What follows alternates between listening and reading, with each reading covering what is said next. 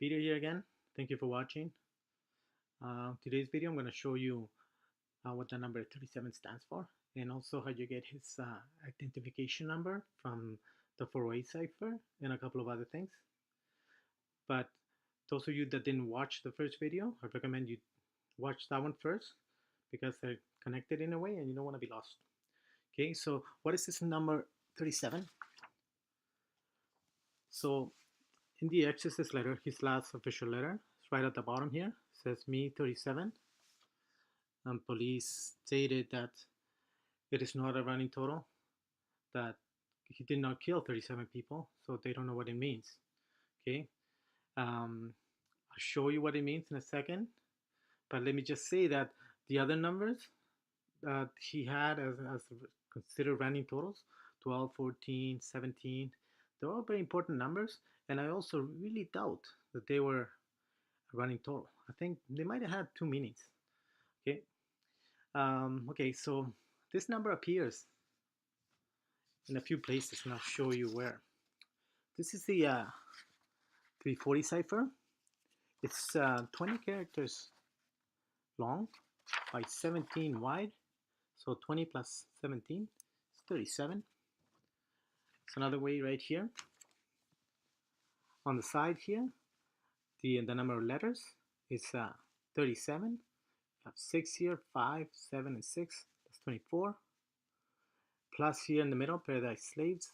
There should have been 14, but there's only 13 because he used the A in the middle only once. So 24 plus 13 is 37. So he was using this number, okay? And then we also see it here, right? In the my name is cipher. So we know that he liked doing this a lot, right? He liked using the letters backwards. C backwards, P backwards. They're everywhere. So are we to assume that he only did that with letters and not numbers?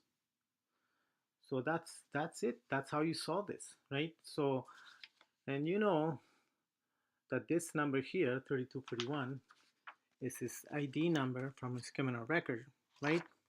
So how do we do it?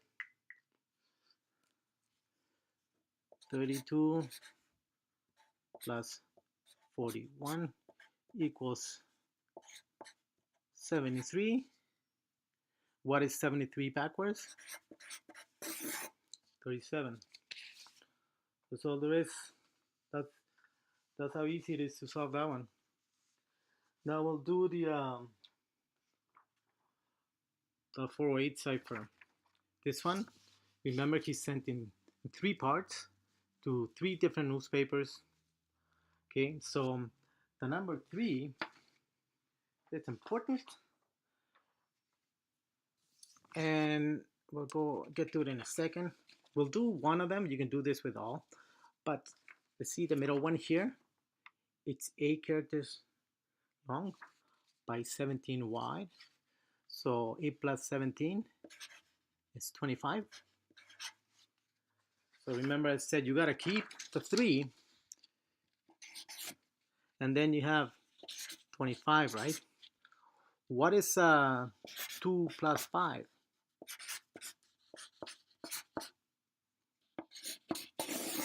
There you go, 37. Also, let me just turn the page here. There's another way, right? You know that 7 is like, what is 7? How can you get 7? You get 7 by criminal record number, 3241, right? So we're keeping the 3, 2 plus 4 plus 1 equals 7. So that's why he used 37. You can get this number, but I think this flipping the 37 to 73, that's a major one. That's how you solve the 408 cipher. It's that easy. Also here, we go back to the 408 cipher again. When you put it all together, right? So you have 8 here, 8, 8, that equals 24. Let me get another piece of it here. So 24. And then we know that it's 17 characters wide. So what is 24 plus 17 equals 41? There's a number 41 in it, right? So I told you guys that he was playing a game. This is all a game, and the game is based on numbers, not on the ciphers as much. I think the ciphers were kind of a distraction. You don't find a lot of important information on the ciphers. Like even the one that was the 408 when it was deciphered, it doesn't say much, right? It doesn't say much at all. And either this one or the other one. It's all in the numbers. His his game was about numbers. All right. So there's a few other things that I found. This is very very interesting. You can make whatever you want out of this, but I find it very interesting. This is his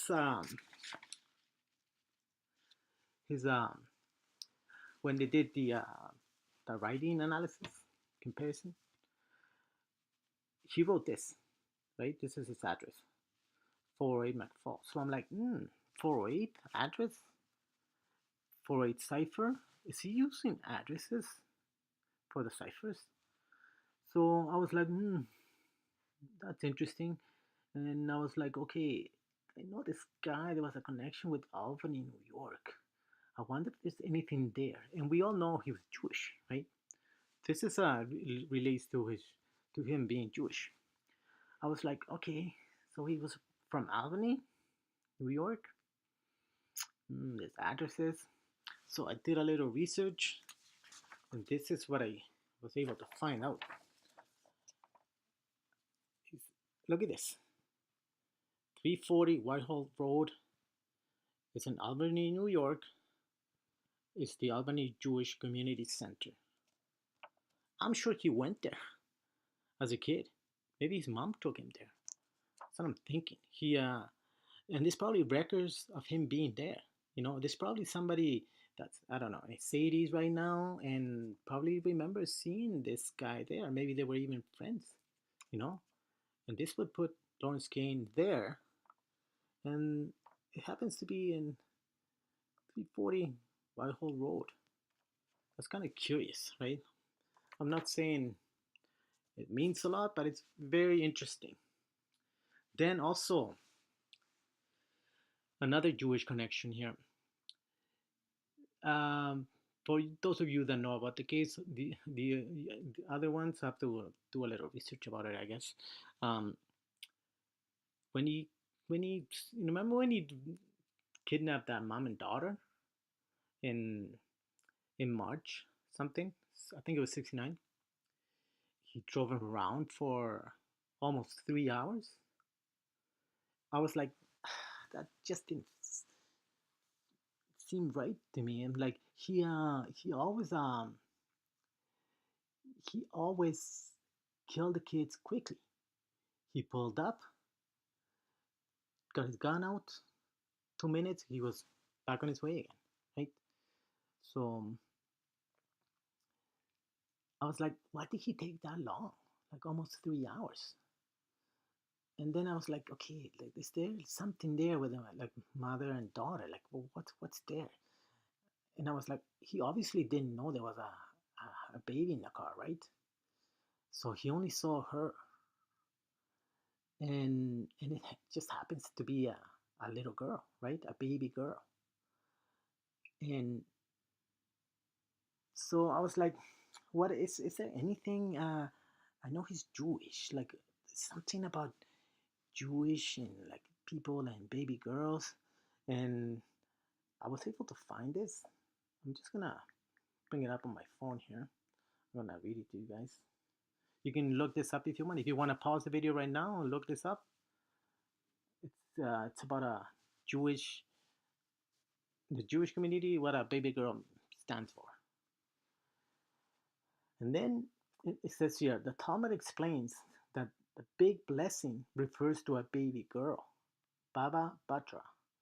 Survival of the Jewish nation is primarily due to women. That's why he didn't kill them.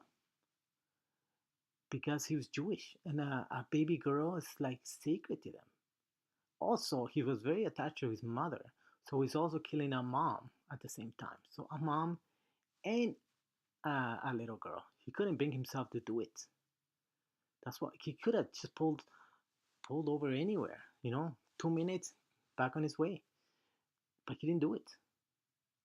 That's very interesting. I'm not saying that that's evidence, but it kind of points to the relationship of him being Jewish. Okay. Also, okay, I think I'm gonna end it right now. But guys, like, uh, I haven't asked anything from you. Like, I don't want any money. I'm not selling you anything. I don't have a book, but I need a little bit of help to get this out there. Just share the link with as many people as you want, please. Like, I wanna end this, and I wanna do it for the family. I've heard that Donald as his sister and nephew are still like, you know, living the nightmare, still like wanting to know what happened to Donna, right?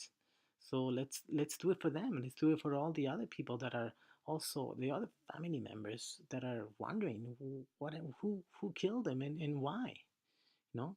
So please let me help me get it out there. Post a link, any site that you want. You know, that's all I ask from you. I'm gonna make another video later on, and I'm probably gonna it's gonna be different than this one. I'm thinking of doing the little list. I'll explain that to you guys. Okay, so thank you very, very much for your time, and till next time.